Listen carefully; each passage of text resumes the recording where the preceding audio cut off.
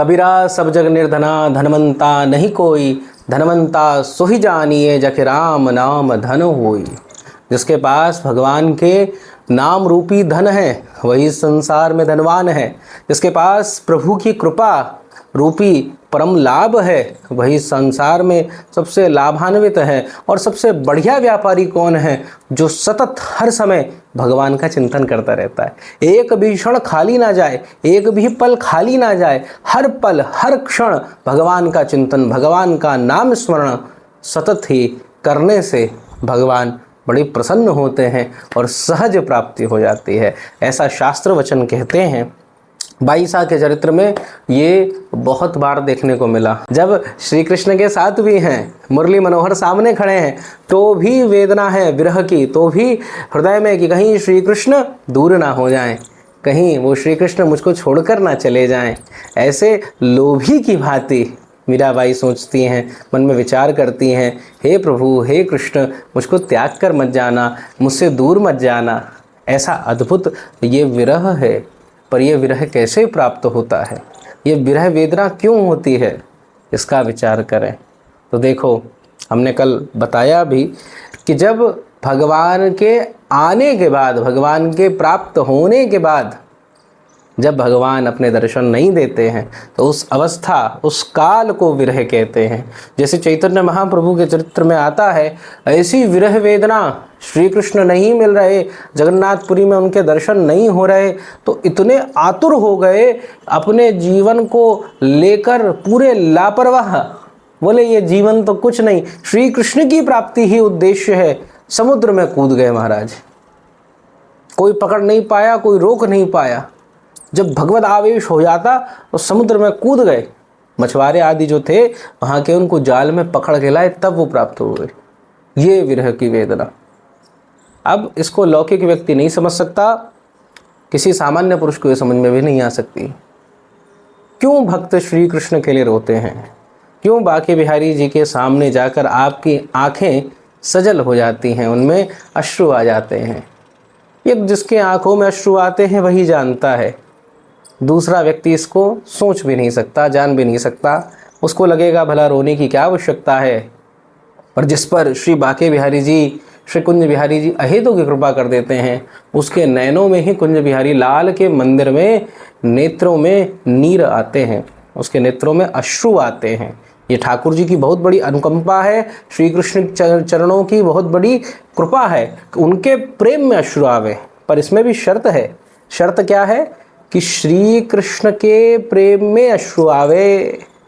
ये शर्त बड़ी महत्वपूर्ण है, इसको बड़ा ध्यान रखने वाला है।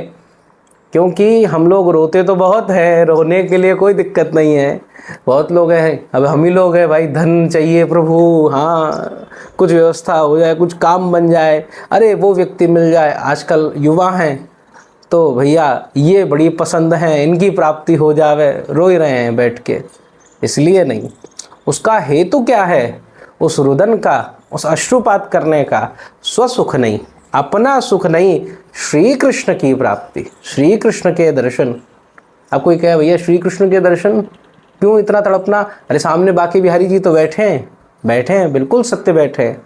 और वो क्या चलते नहीं, वो खेलते नहीं, वो बिल्कुल खेलते हैं, चलते हैं। पर हम अधम को नहीं दिख रहे हैं, इसलिए भक्त रोता है। हे प्रभु, जैसे स्वामी जी श्री हरदास जी को आप दिखे थे, मुझको कब दिखोगे? इसलिए वो रोता है। और इस प्रकार से रुदन करने से माता कहीं भी हो अपने बच्चे के पास आ ही जाती है, उसको देख रेख कर ही लेती है।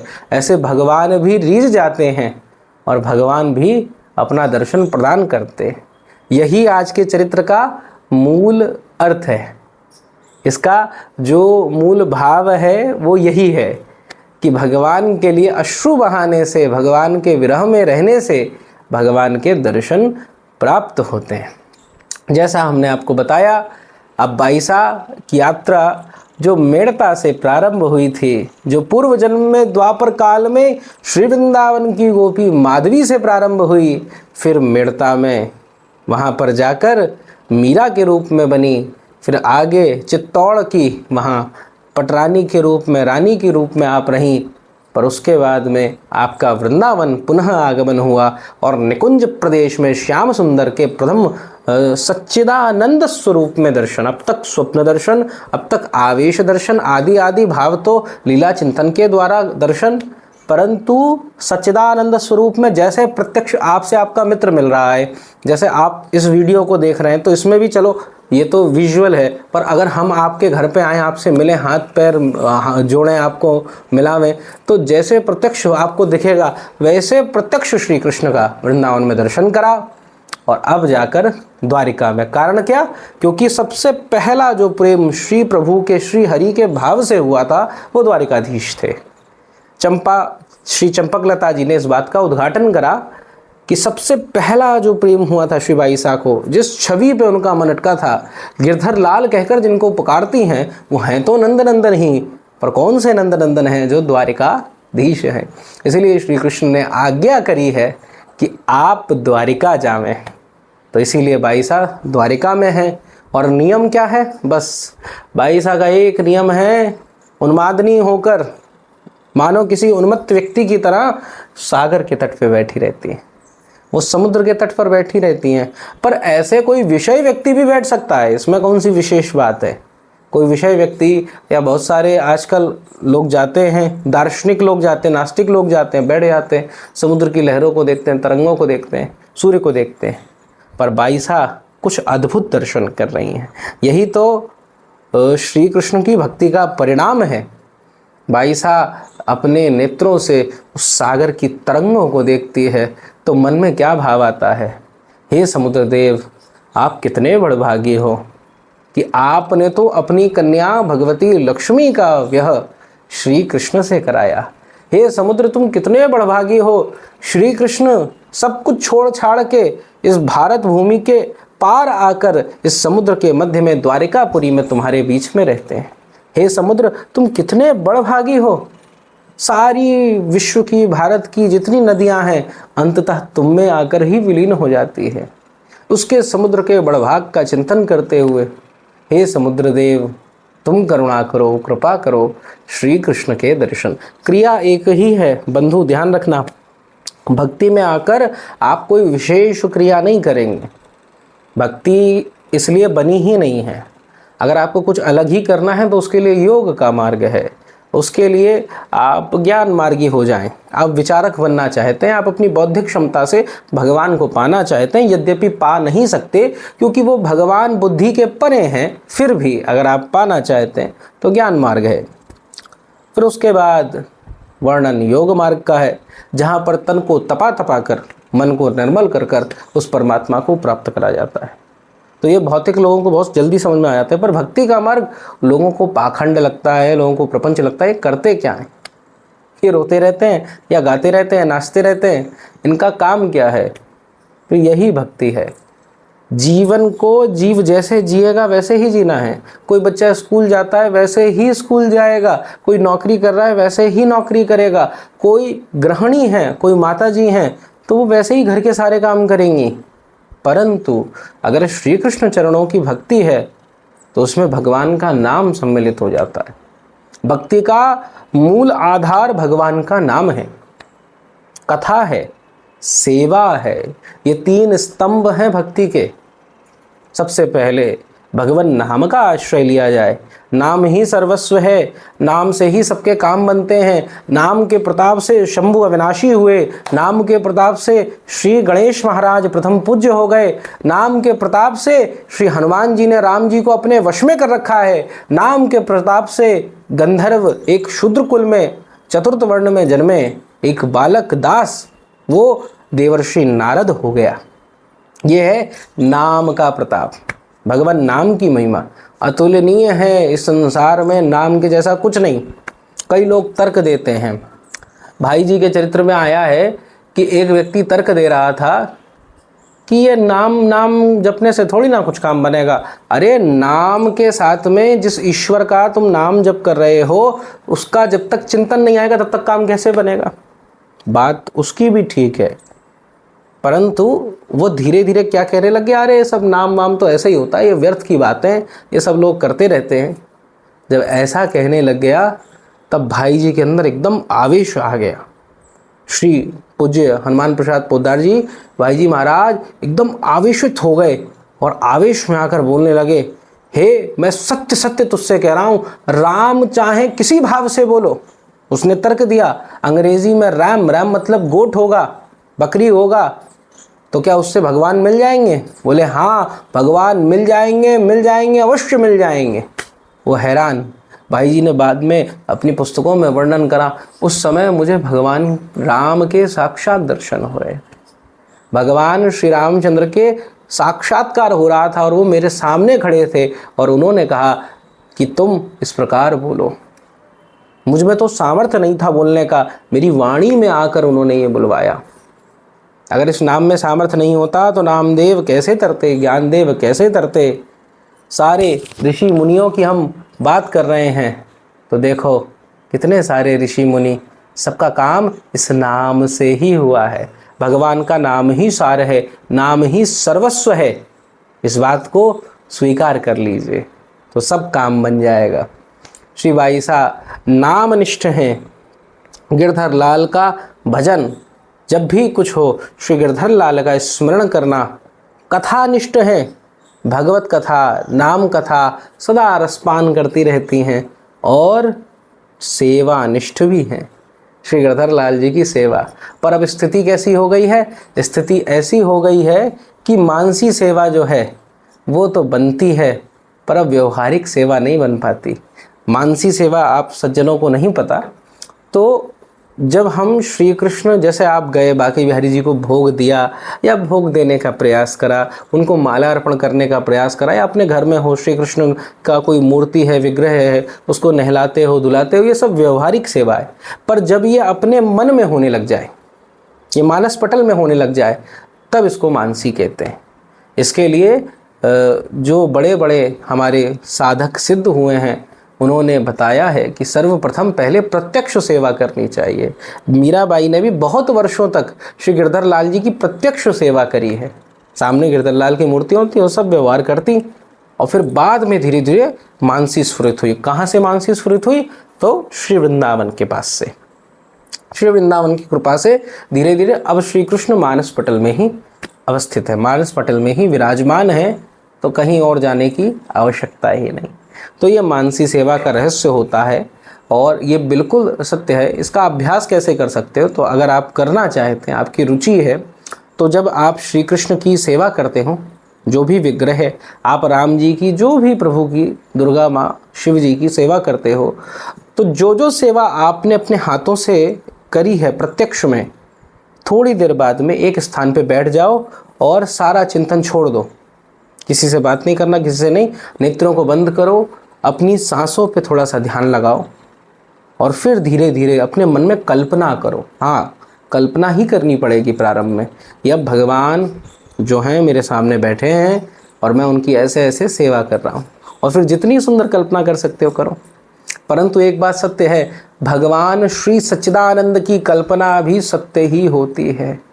ये अद्भुत बात है कि भगवान की जो कल्पना करी जाती है वो भी तो सत्य ही होती है, वो मिथ्या नहीं होती है। तो बाईसा की बहुत विरह दुषा, कथा, नाम स्मरण सब हो रहा, पर समुद्र को देखते देखती, सूर्य को ढलते देखती देखती तो मन बड़ा उदासीन हो जाता। आज भी श्री कृष्ण के दर्शन नहीं मिले। श्री कृष्ण से जिनसे मेरा ब्याह हुआ, जिनको मैंने अपना सर्वस्व, अपना प्राणपति माना, आज भी उन्होंने दर्शन नहीं दिए। बड़ी शोकाकुल आ जाती। और धीरे धीरे श्री मीराबाई जी ने भोजन आदि ग्रहण करना बंद कर दिया, धीरे धीरे जल आदि पीना भी बंद कर दिया। शरीर अब 55 साल की आयु पार कर चुका है, वृद्ध हो चुका है, मुख पर झुर्रियाँ आने लग गई हैं, नेत्र एकदम बाहर को आ रहे हैं, मुंह एकदम सूख गया है और शरीर मानो फूलने सा लगा है। कोई परेशानी, कोई व्यथा, बड़ी रोगणी हो गई हैं, कहीं जा नहीं पाती, कहीं उठ नहीं पाती। सेवक आदि भोजन लाते हैं तो बस एक कवल, एक कौर अगर मुश्किल से प्रसाद है तो उसका सम्मान करने के लिए कौर ले लिया, वरना कुछ नहीं, कुछ भी ग्रहण नहीं करती।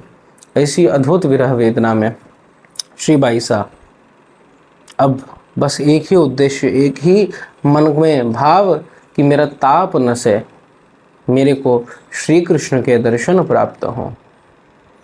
इसी भाव से बैठी। अब मुख से बोला भी नहीं जाता। एक दिन चंपा और मंगला सखी जो थी, चमेली और मंगला सखी, जो इनकी सखी भी हैं, सेविका भी हैं, वो इनके पास आई तो देखा एकदम बेहोश पड़ी, मुख से झाग निकल रहा। अरे ये देखकर तो रोने लग गई।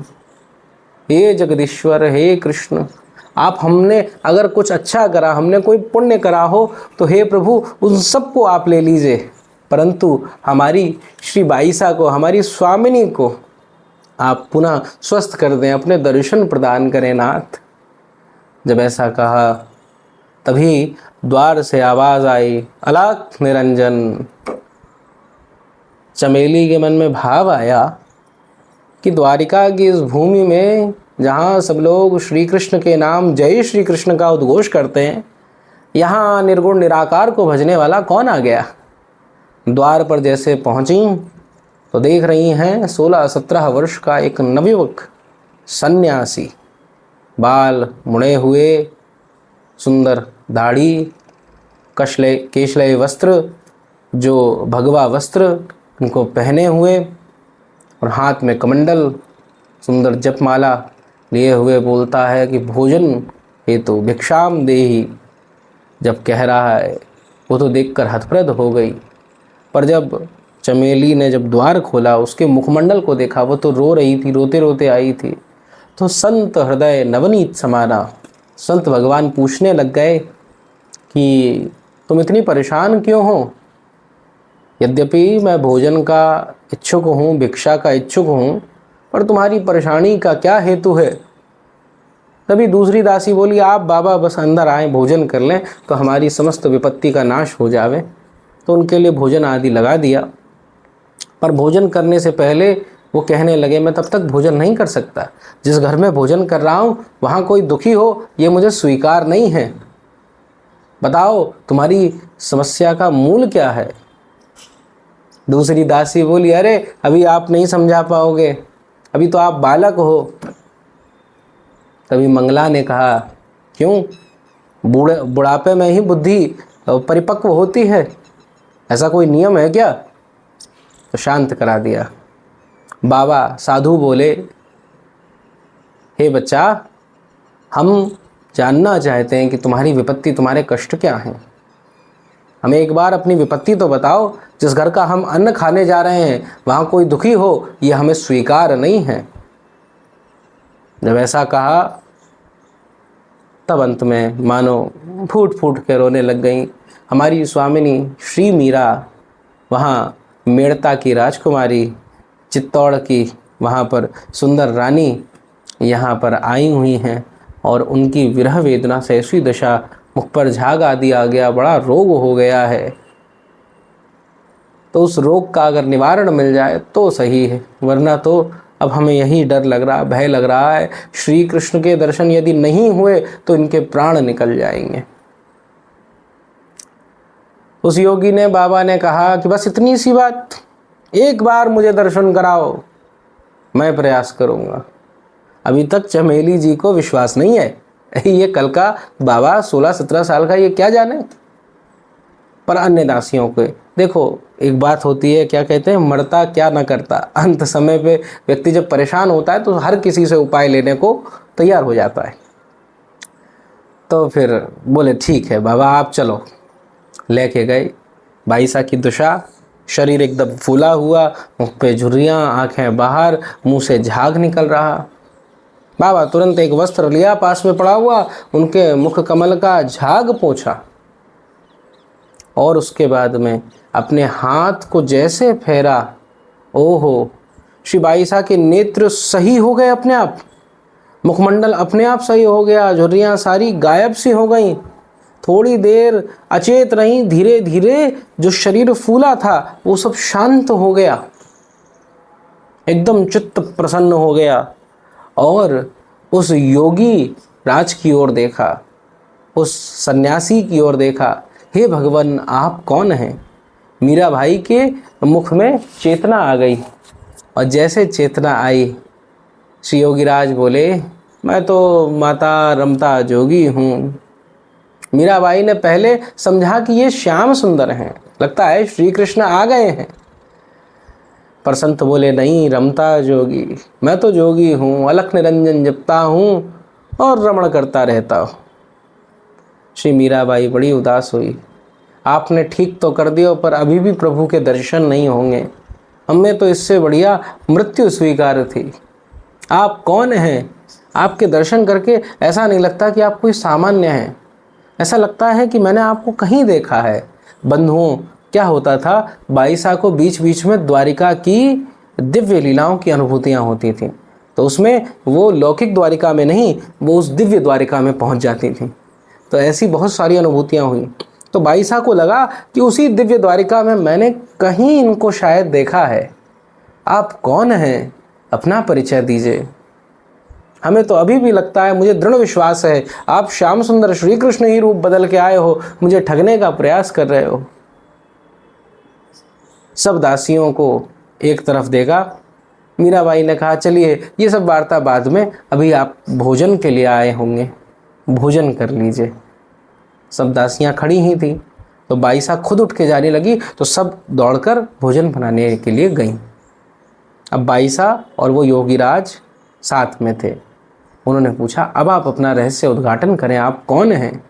वो योगीराज बोले देवी, जिन स्वामी के रूप में, श्याम सुंदर के रूप में आप मुझे समझ रही हैं, मेरी शक्ल सूरत तो उनसे मिलती है, पर मैं कहाँ हो सकता हूँ, मैं तो उनका एक छोटा सा तुच्छ सेवक हूँ।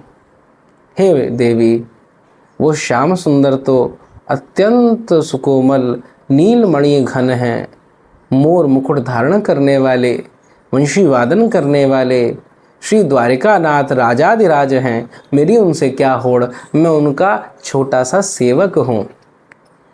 आपकी इस दशा से परेशान हैं, व्यथित हैं, बहुत दुखी हैं, चिंतित रहते हैं। बाईसा ने शब्द सुने, हाँ, तो बड़ी आश्चर्य में होने लगी, क्या वो मुझे याद करते हैं? योगीराज बोले हाँ, वो तो आपको प्रतिपल याद करते हैं, हर समय मेरी मीरा कैसी है, उसको कितना कष्ट हो रहा है, उसको कितना दुख हो रहा है। तब बाईसा कहने लगी, जब इतनी ही बात है तो मुझे यहाँ क्यों रख रखा है, अपने पास क्यों नहीं बुला लिया है? योगीराज बोले देखिए देवी, आपका नाम लेकर मेरे स्वामी एकांत में विह्वल हो जाते हैं, रोने लगते हैं, उनके नेत्रों से अपने आप मुक्ता ढुलकने लग जाते हैं, मतलब आंसू आने लग जाते हैं। उन्होंने पूछा कि फिर भेजा क्यों, अपने पास क्यों नहीं बुला लेते? तो योगीराज कहते हैं आपकी द्वारा अभी इस जगत में बहुत सारा लोक कल्याण होना है, जगत कल्याण होना है। आपके द्वारा कितने जीवों का मंगल होगा ये आपको नहीं पता है। मीराबाई हंसने लगी, मेरे द्वारा जीवों का मंगल? अरे मैं तो खुद अमंगल हूँ, इन लोगों पे भार बन के बैठी हूँ। ये बेचारे दो बालक हैं, काम करते रहते हैं तो यहाँ चल रहा है, मैं तो किसी से मिलती भी नहीं, जुलती भी नहीं, कैसे लोक मंगल होगा? योगीराज बोले आपकी जो देह के भाव के परमाणु विकीर्ण हो रहे हैं, वो फैल रहे हैं, वही कल्याण कर देंगे। इस द्वारिका को द्वारिका बनाए रखते हैं, तीर्थी कुर्वन्ति तीर्थानी हैं आप, इसीलिए आपका दर्शन जो करेगा, आपसे संभाषण जो करेगा, उन सबका कल्याण होगा। जो आपकी सेवा करेगा उसको वही दिव्य द्वारिका में पद प्राप्त होगा, इस बात में कोई संशय नहीं है। मीराबाई रोने लगी, हे भगवान, प्रभु इतना प्रेम करते हैं, इतना लाड करते हैं, पर क्या मुझे कभी इस दशा में, इस जीवन में उनके दर्शन हो पाएंगे? एक बार वो वृंदावन बिहारी के दर्शन करे, फिर उसके बाद तो बस अब तड़प ही रही हूँ। श्री बाईसा अपने भाव कहती हैं, श्याम बिना मासूरयो न जाय, श्याम बिना मासूरयो न जाय, तन मन जीवन प्रीतम वारा, वारे रूप लुभाय, तन मन जीवन प्रीतम वारा, वारे रूप लुभाय, श्याम बिना मासूरयो न जाय। मैं श्याम के बिना नहीं रह सकती, मेरा तन मन प्रीतम के ऊपर सब भारी हो चुका है, और खान पान मने फीका लागे, नैन रया मुरझाए। अब ये नैन मुरझाने लग गए हैं। निस दिन जोवा बाट मुरारी, कब दे दर्शन पाए। वो मुरारी गिरधर कब दर्शन देंगे, कब उनका स्वरूप मुझे प्राप्त होगा। बार बार थासू अर्जी करूं, रैन गई दिन जाए। ये दिन रात जाते जा रहे हैं पर प्रभु का दर्शन नहीं मिल रहा है, भगवान की प्राप्ति नहीं हो रही है। मीरा रे हरि था मिलिया बिन, तरस तरस जिया जाए। क्या कहूँ विधाता की गति, जानी नहीं जाती। श्याम बिन मासु रहो न जाए। हे भगवान, श्याम सुंदर के बिना मेरी कोई गति नहीं है। हमारे बरसाना में एक बड़े सिद्ध संत थे, तो वो जाते और कोई भी पंडित जन, कोई अच्छे ज्ञानी जन, ज्योतिषी आ जाते, कथावाचक आ जाते, खूब प्रेम से उनकी कथा सुनते, खूब नाम जप करते, नाम स्मरण करते। तो अपने हाथों को लेके ऐसे पास में जाते और कहते, अरे बाबा ने देख तो, या मैं कहीं कृष्ण प्राप्ति की रेखा है क्या, कभी मुझे राधा जी के दर्शन होंगे या मैं ऐसे ही मर जाऊंगा। जो व्यक्ति उनके इस भाव को सुनता उसके रोंगटे खड़े हो जाते हैं। इतना प्रेम, इतना अद्भुत भाव, ये कैसे हो सकता है। यही विरह की कृपा है, यही आनंद होता है। लाइट भगवान ने भी आनंद कर दिया। सोई महाराज मीराबाई तो खूब विरह में खूब भाव से भजन कर रही, गा रही। उस योगीराज ने बताया, देवी आप ऐसे परेशान ना हो, आपको मीरा कह कर मेरे स्वामी स्मरण करते हैं, और जैसे आप उनकी चर्चा सुनने में आघाती नहीं है, तो ऐसे ही वो भी आपकी चर्चा करते रहते हैं। और मैं क्या वर्णन करूं, अभी जो रुक्मणी जी है ना, श्री वैदर्भी माता तो कह रही थी आपको उनके पास ले आऊं। श्री कृष्ण की यह दशा उनसे देखी नहीं जाती, बड़े परेशान रहते हैं। इसीलिए मेरी इच्छा तो है, पर यह तुच्छ सेवक क्या ही कर सकता है, इसकी कैसे चल सकती है। अब आपकी ये लीला है, आपको यहाँ लोक कल्याण करना है, उसके बाद श्री कृष्ण आपको अवश्य प्राप्त होंगे, आप चिंता ना लें। अब तो महाराज श्री योगीराज के आने से बाईसा को बल मिल गया कि उनके अंदर भाव आया, श्री कृष्ण का कोई जन, कोई व्यक्ति तो मेरे संग रहता है, इनके अंगों की ये सेवा करते हैं, उनको बड़े भाव से भोजन परोसती, उनकी सेवा करती, उनके चरणों में प्रणाम करती, उनसे सत्संग वार्ता सुनती। पर कभी कभार वो कमंडल अपनी झोली उठाते तो बाईसा उनके पैरों में गिर जाती। आप मुझे छोड़कर मत जाइए। जितनी दासियां थीं, दास थे, सेवक थे, सब लोग गिर जाते। अगर आप चले जाएंगे तो स्वामिनी की दशा वैसी ही हो जाएगी। एकदम मृत अवस्था में पहुंच गई थी, आपके कारण ही जीवित हुई, आप मत जाइए। बार बार हाथ जोड़कर निवेदन करते। अब तो भैया बार बार ऐसा होता। एक दिन क्या हुआ, श्री योगीराज जी ने जाने का निश्चय करा, अपनी झोली उठाई, अपना डंडा उठाया।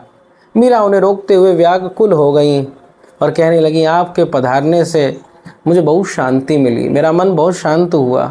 वैसे तो बहुत परेशान था, पर अब आपको जाते हुए देख तो ऐसा लग रहा है कि मेरे प्राण निकल जाएंगे। हे भगवान, हे योगीराज, अब आप ना जाएं, आप कृपा करें, यहीं विराजमान हो जाएं। और तभी बंधुओं एक चमत्कार हुआ। एक क्षण में मानो विद्युत चमक उठी और वहाँ पर उन योगीराज की जगह पर साक्षात राजाधिराज द्वारिकाधीश महाराज खड़े थे। वो योगीराज कोई और नहीं थे, साक्षात श्री कृष्ण थे। अब तक छल रहे थे महाराज। श्री कृष्ण को बड़ा आनंद आता है। कल की कथा में भी था, एक बाबा बेचारों रात तक रोते रहे और तब जाके दर्शन दिए इनने। श्री कृष्णदास बाबा के चरित्र में आता है, उन्होंने जब बरसाने को जाने का निश्चय कर लिया तब दौड़ के आ गए। तो ये ऐसे ही विभिन्न रूपों में विराजमान हैं। श्री बाईसा कह रही हैं, अरे आप ही थे, मैं तो ठगी रह गई और तुरंत अंतर ध्यान हो गए। ओहो, अब क्या दशा होगी बाईसा की सोचो। इतने दिनों तक जिसको योगी, जिसको श्री कृष्ण का सेवक मानकर उसकी सेवा कर रही, वो साक्षात कृष्ण थे, पर पता ना चला। आपको सत्य बताएं, अगर आप नाम का भजन करते हो, स्मरण करते हो, आपको श्री कृष्ण के दर्शन भी हो चुके हैं, अनुभव भी हो चुका है, पहचान नहीं हुई है। ये पहचान उसी को कराते हैं जिसको जताना चाहते हैं। मीरा जी को अंत में क्यों पहचानवाया? क्योंकि अब धीरे धीरे द्वारिका, सामान्य द्वारिका नहीं, दिव्य द्वारिका में श्री बाईसा का प्रवेश होगा। अब उसकी चर्चा हम लोग आगे के भावों में करेंगे। आप सबके श्री चरणों में खूब खूब प्रणाम, खूब खूब दंडवत। श्री ठाकुर जी आपका मंगल करे। श्री राधा वल्लभ लाल की जय, श्री वृंदावन बिहारी लाल की जय। जय जय श्री राधे।